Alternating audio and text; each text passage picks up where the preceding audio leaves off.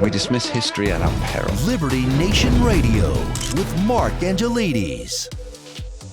And we're back with Scott Cosenza, Liberty Nation's legal affairs editor, discussing the trials of Donald Trump. Now, earlier in the show, we were talking about the gag orders and the constitutionality of them. But now I want to dive a little bit into the same case, New York, hush money case, Scott. I want to dive into what the witnesses are presenting. Now, we touched on this briefly, that for some reason, the prosecution has brought in Stormy Daniels, who has no bearing on how Donald Trump filed his paperwork.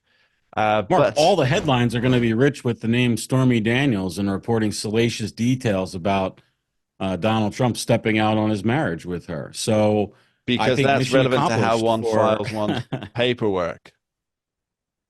We need to put we need our excellent post coordinator and editor Frank Diaro to put a little sarcasm button right here, ding, when it comes in. But let's talk about the other witnesses we've had so far. So you and I were discussing something quite interesting about the. Well, let me just stop right there, because I think it's a point worth kind of drilling down on, which is, I was being sarcastic. I think the point of bringing in Stormy Daniels is for the prosecution to get Stormy Daniels' name in all the papers again. It's an unflattering experience for Donald Trump across all markets. For people, he wants to see him in a favorable light, and he's trying to generate support for his campaign for the presidency, let's recall.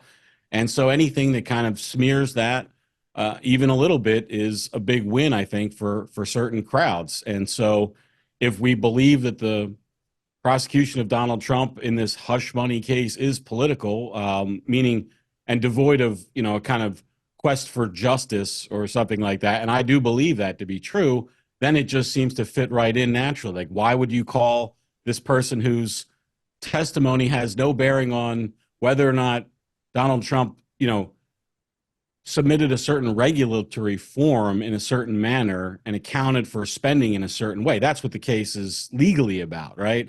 It's not about whether or not there was a confidentiality agreement in place. That's undisputed. So why is she what is her testimony? What value is it? Well, it's of extreme value if you want all the newspaper headlines tomorrow and to read about Stormy Daniels and her dalliance with a married Donald Trump. Alleged dalliance. Let's go there. So there's also another couple of the witnesses that were in. We've had David Pecker, the former publisher of the National Enquirer, amongst other publications, I believe. Now, you and I had an interesting conversation about this to do with his testimony, and give me the skinny on it, Scott. Well, I saw many reports that indicated that Mr. Pecker's testimony was sort of trouble for Donald Trump, because David Pecker said that Mr. Trump was motivated by his election concerns in the 2016 presidential election for suppressing stories of extramarital affairs, basically. And I didn't understand why anybody was reporting that, because what's important as a corollary to Donald Trump's criminal prosecution is that Trump illegally made payments and used contributions to benefit his campaign.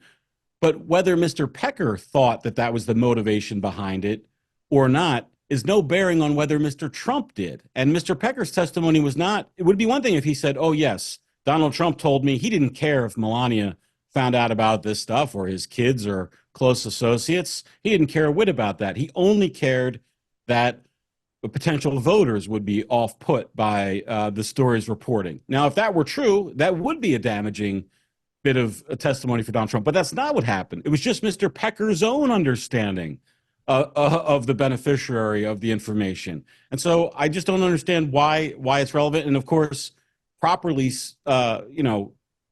classified, a jury should not find it relevant, because again, it's only relevant if Donald Trump did. And of course, this is it's almost difficult to talk about, because really at the end of the day, you might say, well, it doesn't make any sense. And of course, that's right. It doesn't make any sense, because what makes sense is people who are using the power of their office to get Donald Trump is what it seems to me is what's going on. And if you pass it through that lens, then things which kind of don't make sense in a strict law and order lens do make lots of sense.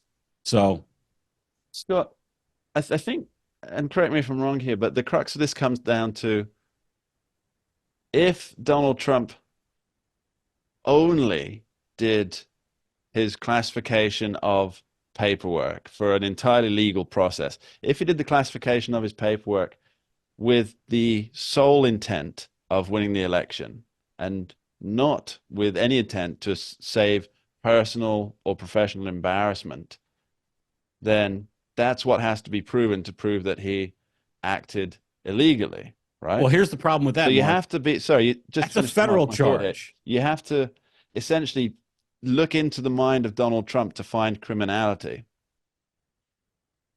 Yes, and you can't even do that because the election interference issue is a federal crime. Okay, and I've got one final question, and this does kind of tie in with the gag order thing we were talking about earlier.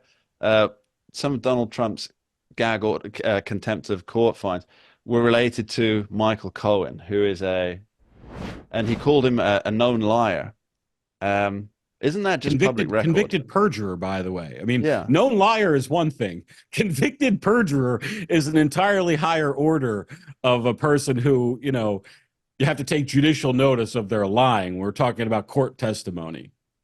We'll be following what happens with Mr. Cohen in the courts on the pages of libertynation.com. Scott Cosenza, thanks ever so much for joining us today. Thank you, Mark. And that's about all we have time for on this week's edition of Liberty Nation Radio, heard coast to coast on the Radio American Network. I've been your host, Mark Angelides. I'd like to take a moment to thank our guests for today's show, Tim Donner and Scott D. Cosenza. And of course, extend my thanks to you, the audience, for joining us and taking the time to listen in. I'll leave you with a final thought from B.R. Ambedkar, who said, quote, "The law is not a light for you or any man to see by. The law is not an instrument of any kind. The law is a causeway upon which, so long as he keeps to it, a citizen may walk safely. Law and order are the medicine of the body politic. And when the body politic gets sick, medicine must be administered." Now, those are wise words indeed, and I'm sure we all agree.